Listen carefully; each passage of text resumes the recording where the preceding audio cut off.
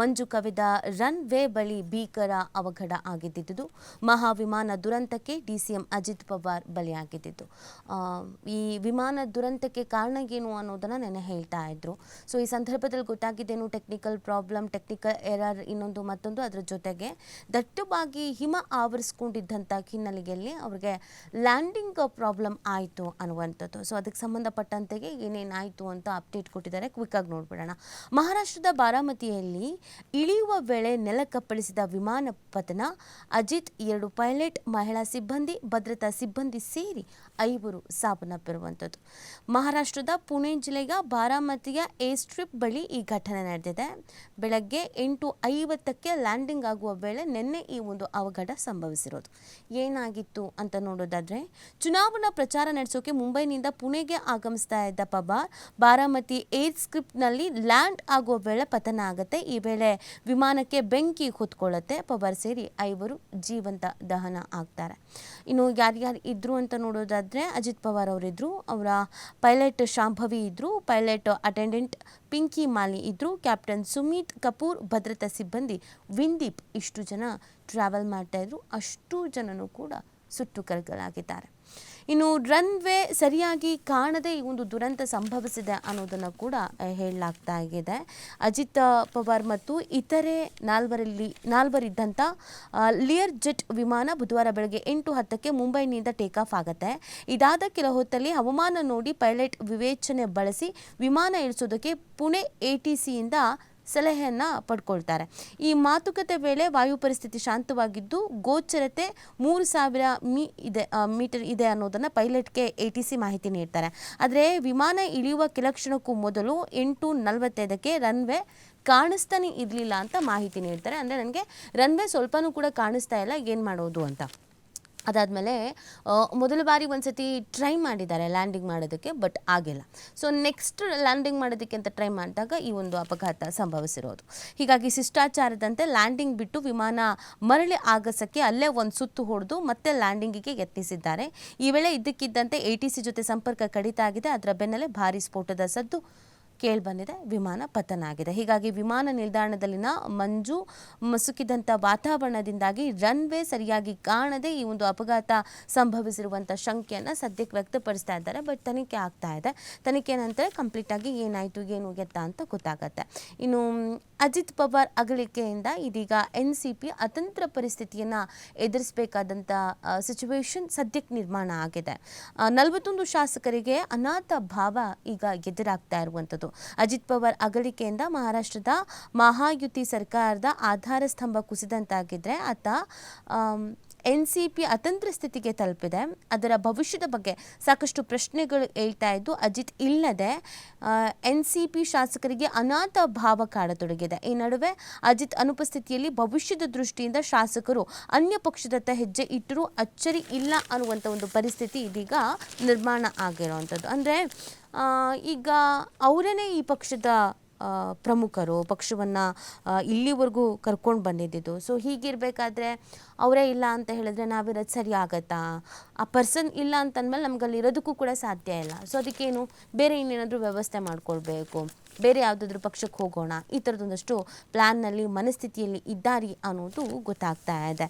ಇನ್ನು ಈಗ ಏನೇನು ಪ್ರಾಬ್ಲಮ್ ಆಗ್ತಾ ಇದೆ ಅನ್ನೋದಾದರೆ ಅಥವಾ ಏನೇನು ಡೆವಲಪ್ಮೆಂಟ್ ಆಗ್ತಾ ಇದೆ ಅನ್ನೋದಾದರೆ, ಅಜಿತ್ ಸಾವಿನ ಹಿಂದೆ ಸಂಚು ಅಂತ ದೀದಿ ಶಂಕೆಯನ್ನು ವ್ಯಕ್ತಪಡಿಸ್ತಾ ಇದ್ದಾರೆ.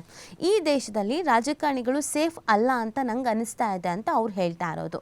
ಸುಪ್ರೀಂ ನಿಗಾದಲ್ಲಿ ಇದಕ್ಕೆ ತನಿಖೆ ಆಗಬೇಕು ಅಂತ ಕೂಡ ಹೇಳ್ತಾ ಇದ್ದಾರೆ. ಪಕ್ಷಪಾತಿ ತನಿಖಾ ಸಂಸ್ಥೆಗಳ ತನಿಖೆ ಬೇಡ ಅಂತ ಮಮತಾ ಅವರು ಇದೇ ಸಂದರ್ಭದಲ್ಲಿ ಆಗ್ರಹಿಸ್ತಾ ಇದ್ದಾರೆ. ದೀದಿ ಒತ್ತಾಯಕ್ಕೆ ಖರ್ಗೆ ಕೂಡ ಹೌದು ಹಿಂಗಾಗಬೇಕು, ತನಿಖೆ ಆಗಬೇಕು ಅಂತ ಅವರು ಕೂಡ ಹೇಳ್ತಾ ಇದ್ದಾರೆ. ಮಹಾರಾಷ್ಟ್ರ ಡಿಸಿಎಂ ಅಜಿತ್ ಪವಾರ್ ವಿಮಾನ ದುರಂತದ ತನಿಖೆಯನ್ನು ಸುಪ್ರೀಂ ಕೋರ್ಟ್ ಮೇಲ್ವಿಚಾರಣೆಯಲ್ಲಿ ನಡೆಸಬೇಕು. ಯಾಕಂದರೆ ಈ ದೇಶದಲ್ಲಿ ಯಾರೂ ಸೇಫ್ ಅಲ್ಲ, ಅದರಲ್ಲೂ ವಿಶೇಷವಾಗಿ ರಾಜಕಾರಣಿಗಳು ಅಂತ ಪಶ್ಚಿಮ ಬಂಗಾಳದ ಮುಖ್ಯಮಂತ್ರಿ ಮಮತಾ ಬ್ಯಾನರ್ಜಿ ಬುಧವಾರ ಒತ್ತಾಯಿಸಿದ್ದಾರೆ. ಇದಕ್ಕೆ ಎಐಸಿಸಿ ಅಧ್ಯಕ್ಷ ಮಲ್ಲಿಕಾರ್ಜುನ ಖರ್ಗೆ ಕೂಡ ಸಹಮತ ವ್ಯಕ್ತಪಡಿಸಿದ್ದಾರೆ. ಸುದ್ದಿಗಾರರ ಜೊತೆ ಮಾತನಾಡಿದ ಮಮತಾ, ನಾವು ಸುಪ್ರೀಂ ಕೋರ್ಟ್ನಲ್ಲಿ ಮಾತ್ರ ನಂಬ್ತೇವೆ, ಇತರ ಎಲ್ಲ ಸಂಸ್ಥೆಗಳು ಸಂಪೂರ್ಣವಾಗಿ ರಾಜಿ ಮಾಡಿಕೊಂಡಿವೆ. ಅಜಿತ್ ಪವಾರ್ ವಿಮಾನ ಪತನದ ತನಿಖೆಯನ್ನು ಸುಪ್ರೀಂ ಮೇಲ್ವಿಚಾರಣೆಯಲ್ಲಿ ನಡೆಸಬೇಕು ಅಂತ ಆಗ್ರಹಿಸ್ತೀವಿ ಅಂತ ಹೇಳಿದ್ದಾರೆ. ಎಲ್ಲ ನಾಯಕರು ತುರ್ತು ಕೆಲಸಗಳಿಗೆ ಪ್ರಯಾಣ ಮಾಡ್ತಲೇ ಇರ್ತಾರೆ. ಅಹಮದಾಬಾದ್ನಲ್ಲಿ ಪತನವಾದ ವಿಮಾನ ದೊಡ್ಡದಾಗಿತ್ತು, ಆದರೆ ಇದು ಚಿಕ್ಕದು, ಇದು ಯಾಕೆ ಸಂಭವಿಸ್ತು, ಈ ಬಗ್ಗೆ ತನಿಖೆ ಆಗಬೇಕು ಅಂತ ಖರ್ಗೆ ಅವರು ಕೂಡ ಇದೇ ಸಂದರ್ಭದಲ್ಲಿ ಒತ್ತಾಯಿಸಿದ್ದಾರೆ. ಅಂದರೆ ಈ ಥರದ ಅಪಘಾತದಲ್ಲಿ ನಾವು ಅನೇಕ ನಮ್ಮ ರಾಜಕಾರಣಿಗಳನ್ನು ಕಳ್ಕೊಳ್ತಾ ಇದ್ದೀವಿ. ಸೊ ಹಾಗಾಗಿ ಎಲ್ರಿಗೂ ಒಂದು ಭಯ ಇರುತ್ತೆ ಅಲ್ವಾ, ಇವಾಗ ನೆಕ್ಸ್ಟ್ ಎಲ್ಲರೂ ಟ್ರಾವೆಲ್ ಮಾಡೋದು ಅಂತಂದರೆ ಒಂಥರ ಆತಂಕ ಆಗತ್ತೆ. ಸೊ ಸೂಕ್ತ ರೀತಿಯಲ್ಲಿ ತನಿಖೆ ಆಗಬೇಕು ಅಂತ ಹೇಳ್ತಾ ಇದ್ದಾರೆ.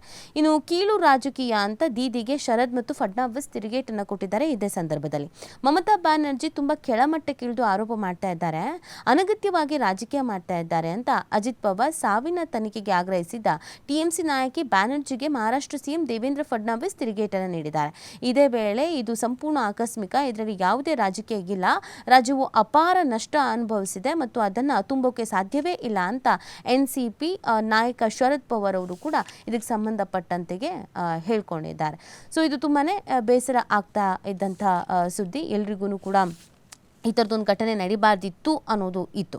ಇನ್ನು ಇದೇ ಸಂದರ್ಭದಲ್ಲಿ ಹೇಗಿತ್ತು ಮಹಾರಾಷ್ಟ್ರದಲ್ಲಿ ಇವರ ಆಡಳಿತ ಅಥವಾ ಇವರ ಕಾರ್ಯವೈಖರಿ, ಯಾಕೆ ಇವ್ರನ್ನೆಲ್ಲರೂ ಇವತ್ತು ಎಷ್ಟು ಮಿಸ್ ಮಾಡ್ಕೊಳ್ತಾ ಇದ್ದಾರೆ, ಈ ವ್ಯಕ್ತಿಗೆ ಈ ಥರದೊಂದು ಸಾವು ಬರಬಾರ್ದಿತ್ತು ಅಂತ ಹೇಳ್ತಾ ಇರೋದು ಯಾಕೆ ಅನ್ನೋದೊಂದಿದೆ ಅಲ್ಲ. ಸೊ ಈ ಸಂದರ್ಭದಲ್ಲಿ ಅವರ ರಾಜಕೀಯ ನಿಲುವುಗಳು ಅಥವಾ ನಿರ್ಧಾರಗಳು, ಅವರ ವರ್ಚಸ್ಸು, ವೈಯಕ್ತಿಕ ವರ್ಚಸ್ಸು, ಇದ್ರ ಬಗ್ಗೆ ಚರ್ಚೆ ಆಗ್ತಿರೋದು ಸಹಜ. ಚಿಕ್ಕಪ್ಪನೂ ಆದ ಮಹಾರಾಷ್ಟ್ರ ರಾಜಕಾರಣದ ಭೀಷ್ಮ ಎನ್ಸಿಪಿ ಸಂಸ್ಥಾಪಕ ಶರದ್ ಪವಾರ್ ಅವರಿಗೇನೆ ಸಡ್ಡು ಹೊಡೆದು ಪ್ರತ್ಯೇಕ ಗುರುತನ್ನು ಮೂಡಿಸಿದ್ದ ಮಹಾರಾಷ್ಟ್ರದ ಪಾಲಿನ ಶಾಶ್ವತ ಉಪಮುಖ್ಯಮಂತ್ರಿ ಅಂತಾನೆ ಇವ್ರನ್ನ ಕರೀತಾ ಇದ್ರು. ಅಜಿತ್ ಅನಂತರಾವ್ ಪವಾರ್ ಅವರು ನೆಲಮೂಲದಿಂದ ಬೆಳೆದು ಬಂದ ನಾಯಕ. ಅಂದರೆ ಈ ಚಿನ್ನದ ಸ್ಪೂನ್ನ ಬಾಯಲ್ಲಿ ಇಟ್ಕೊಂಡು ಹುಡ್ತೋರು ಅಂತ ಹೇಳ್ತಾರಲ್ಲ, ಕೆಲವ್ರಿಗೆ ಹೆಂಗಾಗ್ಬಿಡುತ್ತೆ ಅಂತಂದರೆ ಚಿಕ್ಕಕ್ಕಿರ್ಬೇಕಾದ್ರೇ ಕಷ್ಟ ಅನ್ನೋದಿರಲ್ಲ, ದುಡ್ಡು ಅನ್ನೋದು ನೋಡ್ಬಿಟ್ಟಿರ್ತಾರೆ. ಸೊ ಹಾಗಾಗಿ ಅವ್ರಿಗೆ ಪವರ್ ಅನ್ನೋದು ಬಹಳ ಬೇಗ ಸಿಗತ್ತೆ. ಈ ಸಾಮಾನ್ಯ ಜನರ ಕಷ್ಟ, ನೋವು, ಈ ಫೀಲಿಂಗ್ಸ್ ಇದ್ಯಾವುದೂ ಗೊತ್ತಾಗಲ್ಲ ಅಂತ. ಬಟ್ ಇಲ್ಲಿ ಇವ್ರಿಗೆ ಹೆಂಗೆ ಅಂತ ಅಂದರೆ ಇವರೇ ಬೆಳೆದಿದ್ದು ಅಂತ, ಯಾರು ಬೆಳೆಸಿದ ಅಲ್ಲ ಅನ್ನೋದನ್ನು ಹೇಳಲಾಗ್ತಾ ಇದೆ. ಸಹಕಾರ ಚಳುವಳಿ ಹಿನ್ನೆಲೆಯ ಅಜಿತ್ ಪವಾರ್ ಅವರದ್ದು ಗ್ರಾಮೀಣರು, ಪಕ್ಷದ ಕಾರ್ಯಕರ್ತರೊಂದಿಗೆ ಸುಲಭವಾಗಿ ಬೆರೀತಾ ಇದ್ದ ಅಪರೂಪದ ವ್ಯಕ್ತಿತ್ವ ಅನಿಸಿದ್ದನ್ನು ನೇರವಾಗಿ ಹೇಳುವ ಕಾರಣಕ್ಕೆ ಅಜಿತ್ ಪವಾರ್ ಅವ್ರಿಗೂ ವಿವಾದಗಳಿಗೂ ಬಿಡಿಸಲಾಗದ ನಂಟು ಅನ್ನೋ ಥರನೇ ಇತ್ತು.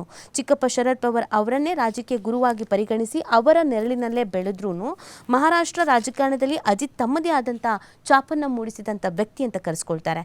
ಸಮಯ ಪರಿಪಾಲನೆಗೆ ಹಾಗೂ ಹಾಸ್ಯ ಪ್ರಜ್ಞೆಗೆ ಹೆಸರುವಾಸಿಯಾಗಿದ್ದ ಕೆಲವು ರಾಜಕಾರಣಿಗಳಲ್ಲಿ ಅಜಿತ್ ಪವಾರ್ ಕೂಡ ಒಬ್ಬರಾಗಿದ್ರು.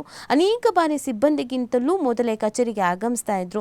ಯಾವುದೇ ಖಾತೆ ನೀಡಿದ್ರೂ ಯಶಸ್ವಿಯಾಗಿ ನಿಭಾಯಿಸಬಲ್ಲ ತಕ್ಷಣ ನಿರ್ಧಾರವನ್ನು ತೆಗೆದುಕೊಳ್ಳುವ ಸಾಮರ್ಥ್ಯದಿಂದಾಗಿ ಬಹುಬೇಗ ಅಧಿಕಾರದ ಏಣಿ ಏರಿದ ನಾಯಕ.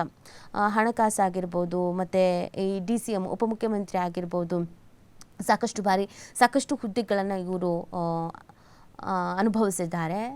ಹಿರಿಯರಿದ್ದರು, ಇದರಲ್ಲಿ ಅನುಭವ ಆಗಿತ್ತು. ಬಟ್ ಈ ಖಾತೆಗೆ ಅವರು ಫಿಟ್ ಅಲ್ಲ ಅನ್ನೋ ಥರದ್ದು ಅಲ್ವೇ ಅಲ್ಲ, ಯಾವುದೇ ಖಾತೆಯನ್ನು ಕೊಟ್ಟರು ಕೂಡ ಅದನ್ನು ಸುಲಭವಾಗಿ ನಿಭಾಯಿಸ್ತಾ ಇದ್ರು. ಇನ್ನು ಇದೇ ಸಂದರ್ಭದಲ್ಲಿ ಇವರ ಬಗ್ಗೆ ಅನೇಕರು ಒಳ್ಳೆ ಮಾತುಗಳನ್ನು ಆಡ್ತಾ ಇದ್ದಾರೆ. ಇವರ ಸಾಮರ್ಥ್ಯವೇ ಆಗಿತ್ತು ಅಂತ ಹೇಳ್ತಾ ಇದ್ದಾರೆ. ಇನ್ನು 1959ರಲ್ಲಿ ಇವರು ಜನನ ಆಗುತ್ತೆ. ಜುಲೈ 22, 1959ರಲ್ಲಿ ಅಹಮದಾನಗರ್ ದೇವೋಲಾಲಿ ಪ್ರವಾರದಲ್ಲಿ ಜನಿಸಿದ ಅಜಿತ್ ಕಾಂಗ್ರೆಸ್ ಮುಖಾಂತರ ರಾಜಕೀಯ ಜೀವನ ಆರಂಭಿಸ್ತಾರೆ. ಶರದ್ ಪವಾರ್ ನೆರಳಿನಲ್ಲೇ ಬೆಳೀತಾರೆ. ಅಜಿತ್ ಪವಾರ್ 1991ರಲ್ಲಿ ಬಾರಾಮತಿ ಕ್ಷೇತ್ರದಿಂದ ಲೋಕಸಭೆಗೆ ಆಯ್ಕೆಯಾಗುವ ಮುಖಾಂತರವಾಗಿ ಮುಖ್ಯವಾಹಿನಿ ರಾಜಕೀಯಕ್ಕೆ ಪ್ರವೇಶ ಮಾಡ್ತಾರೆ. ಕಾಂಗ್ರೆಸ್ನಿಂದ ಹೊರಬಂದು ಶರದ್ ಪವಾರ್ ಅವರು 1999ರಲ್ಲಿ ಎನ್ಸಿಪಿ ಪಕ್ಷ ಕಟ್ಟಿದಾಗ ಅವರನ್ನು ಹಿಂಬಾಲಿಸ್ತಾರೆ. 2019ರ ನವೆಂಬರ್ನಲ್ಲಿ ಅಲ್ಪಕಾಲ ಎನ್ಸಿಪಿಯಿಂದ ಹೊರಬಂದು ಬಿಜೆಪಿ ಸರ್ಕಾರದಲ್ಲಿ ಉಪಮುಖ್ಯಮಂತ್ರಿ ಹುದ್ದೆಯನ್ನು ಅಲಂಕರಿಸುತ್ತಾರೆ. ನಂತರ ಎನ್ಸಿಪಿಗೆ ವಾಪಸ್ ಆಗ್ತಾರೆ. 2023ರಲ್ಲಿ ಶರದ್ ಪವಾರ್ರಿಂದ ಮುನಿಸಿಕೊಂಡು ಎನ್ಸಿಪಿಯಲ್ಲಿ ಬಂಡಾಯವೆದ್ದು ಬಿಜೆಪಿ ಶಿವಸೇನೆ ನೇತೃತ್ವದ ಮಹಾಯುತಿ ಸರ್ಕಾರ ಬೆಂಬಲಿಸಿ ಮತ್ತೆ DCM ಹುದ್ದೆಗೆ ಇರ್ತಾರೆ. ಮೂಲಗಳ ಪ್ರಕಾರ ಅಜಿತ್ ಪವಾರ್ ಶರದ್ ಪವಾರ್ ನಡುವೆ ಸಂಧಾನದ ಮಾತುಕತೆಗಳು ನಡೀತಾ ಇದ್ದು ಇಬ್ಬರೂ ನಾಯಕರು ಮತ್ತೆ ರಾಜಕೀಯವಾಗಿ ಒಂದಾಗುವ ಲಕ್ಷಣಗಳು ಗೋಚರಿಸಿದ್ವು. ಅಷ್ಟರಲ್ಲೇ ಇದೀಗ ವಿಮಾನ ದುರಂತದಲ್ಲಿ ಅಜಿತ್ ಮೃತಪಟ್ಟಿದ್ದಾರೆ ಅನ್ನೋದು ಗೊತ್ತಾಗ್ತಾ ಇದೆ. ಇನ್ನು ಇದಕ್ಕೆ ಸಂಬಂಧಪಟ್ಟಂತೆಗೆ ಶರದ್ ಪವಾರ್ ಅವರ ಪ್ರತಿಕ್ರಿಯೆಗೆ ಏನು ಅನ್ನೋದು ಇಂಪಾರ್ಟೆಂಟ್ ಆಗುತ್ತೆ. ಅವರನ್ನು ರಾಜಕೀಯ ಗುರುಗಳು ಅಂತ ಇವರು ಸ್ವೀಕರಿಸ್ಕೊಂಡಿದ್ರು.